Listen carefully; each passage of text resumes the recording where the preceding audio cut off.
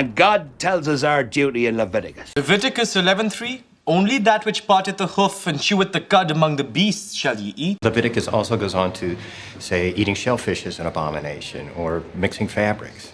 You're indicted upon a chapter in Leviticus.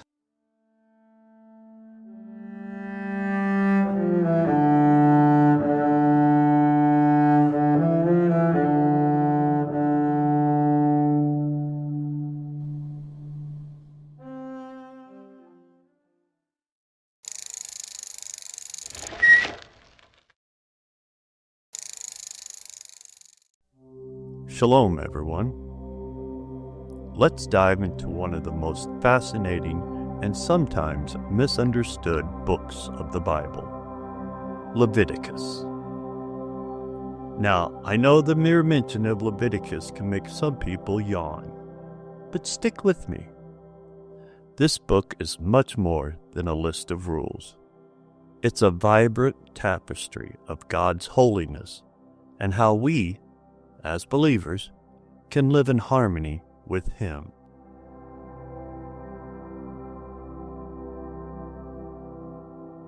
Leviticus is the third book of the Torah, also known as the Pentateuch, or the first 5 books of the Bible.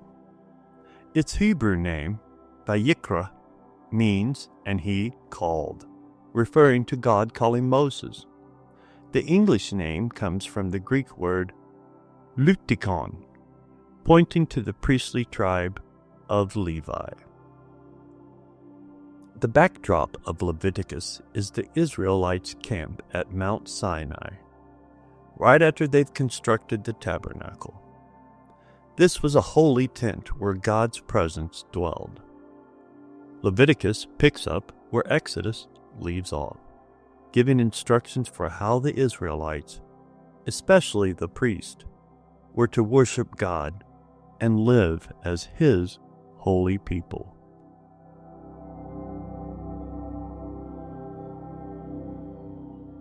You might wonder, why do I need to read about ancient sacrifices and purity laws? Great question.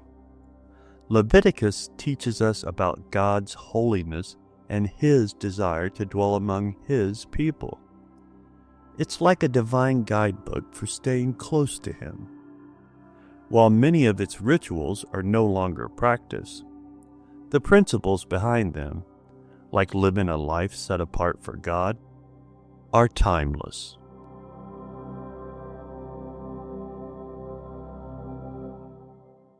Let's break it down. 1. Sacrifices, chapters 1 through 7. These chapters outline various offerings, burnt grain, peace, sin, and guilt offerings. Each one had a purpose, like expressing gratitude, seeking forgiveness, or restoring a relationship with God. It's a reminder that worship involves giving our best to God, just like the Israelites offered their best animals or crops. 2. Priest, chapters 8 through 10. Here we see the consecration of Aaron and his sons as priests. It's a pretty big deal because these priests acted as intermediaries between God and the people. But it also comes with a responsibility. 2 of Aaron's sons, Nadab and Abihu, disobey God and are tragically struck down. It's a sobering lesson about approaching God with reverence. 3. Purity laws, chapters 11 through 15. These chapters cover what's clean and unclean, everything from food to skin conditions. Some of it might seem odd to us today, but it reflects a deep principle. God cares about the details of our lives. These laws symbolize spiritual cleanliness and reminded the Israelites to strive for purity in everything. 4. The Day of Atonement, chapter 16. This is the heart of Leviticus. Once a year, the high priest would enter the Holy of Holies to atone for the sins of the entire nation. 2 goats were used, one sacrificed, and the other, the scapegoat, sent into the wilderness, carrying the people's sins. Sound familiar? It's a powerful foreshadowing of Yeshua, who became our ultimate atonement. 5. Holiness Code, chapters 17 through 26. These chapters are all about living a holy life. They include laws about sexual ethics, caring for the poor, and observing the Sabbath. The key theme is summed up in Leviticus 19:2. Be holy, for I, the Lord your God, am holy. Holiness isn't just for priests, it's for everyone. 6. Vows and Dedications, chapter 27. The final chapter touches on vows and offerings, emphasizing that everything we dedicate to God should reflect His worth.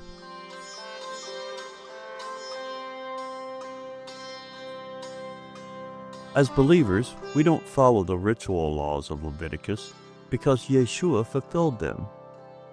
His sacrifice on the cross was the ultimate sin offering, making animal sacrifices obsolete.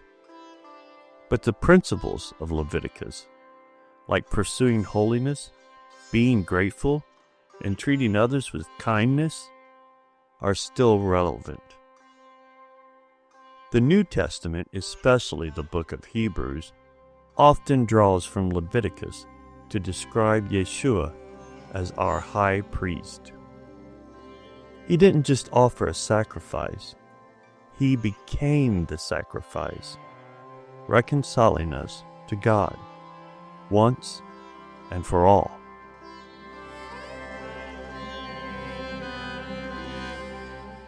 Leviticus isn't just about ancient rituals. It's a book about relationships. It shows us how to relate to God, to one another, and even to creation. It's a reminder that God is deeply invested in every aspect of our lives. And think about this. Leviticus was traditionally the first book Jewish children learned. Why? Because understanding God's holiness and how to live for Him is foundational. It's like learning to ride a bike. You start with the basics: balance, pedaling, steering. And as you grow, those fundamentals guide you on every ride. So next time you hear someone say, Leviticus is boring, you can tell them it's actually a rich and meaningful book that points us to Yeshua and calls us to live as God's holy people. It may not be the easiest read, but it's worth the effort. Let's take inspiration from Leviticus to live lives that honor God, reflect His holiness, and show His love to others. After all, He's called us to be a light in this world. And that's a ride worth taking. Thank you for joining me here today. Hope to see you here next time as we dig a little deeper into the book of Leviticus. And until next time, Shalom, Shalom.